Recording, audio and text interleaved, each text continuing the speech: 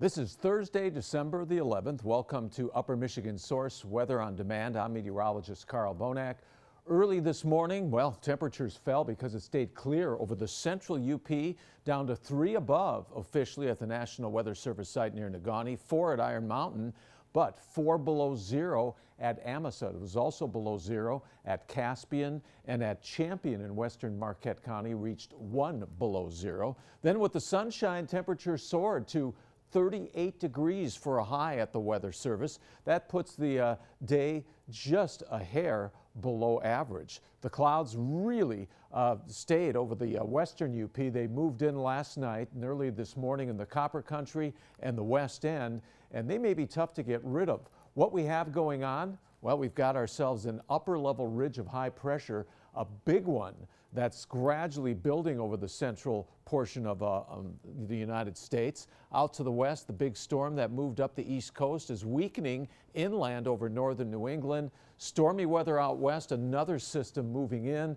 with rain, mountain snows, but underneath this ridge it is warm and dry. But we have a lot of low-level moisture trapped underneath that ridge. The ridge should center itself right overhead during the course of this weekend. At the same time, the storm will move inland in the west. What we're expecting is a disjointed area of low pressure, one in the northern plains, another one in the southwest.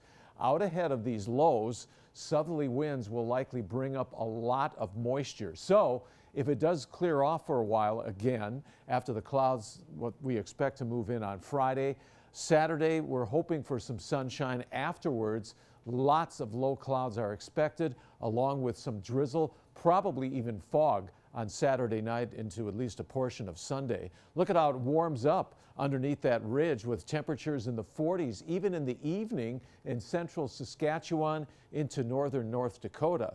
So that warmth will eventually gradually move toward us. But tonight, the best chance of temperatures falling back down into the teens will be over the central interior of the UP, where skies start out clear. In cloudy areas out in the east around Newberry, it was cloudy all day. Temperatures will not fall much. Readings will not fall much either after only getting into the 20s to around 30 in the Copper Country and the West End. On Friday, the high drifts to the south. We'll still have light, mainly westerly winds.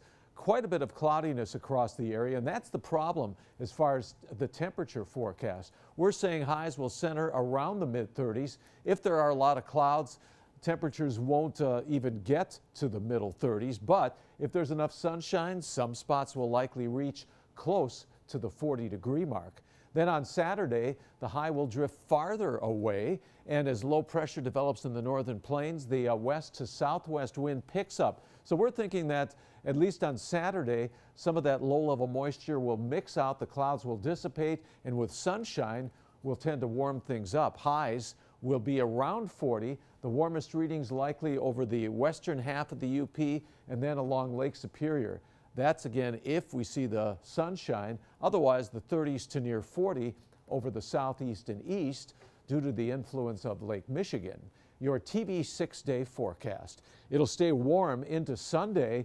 Again, we should see a lot of low-level cloudiness, maybe even some fog Saturday night. Then a cold front will pass through. Only light precipitation, if any, expected with the passage of the front. Behind the front, a little colder air works in. We could see some freezing drizzle and flurries, maybe some light lake effect in the north by Tuesday into Wednesday.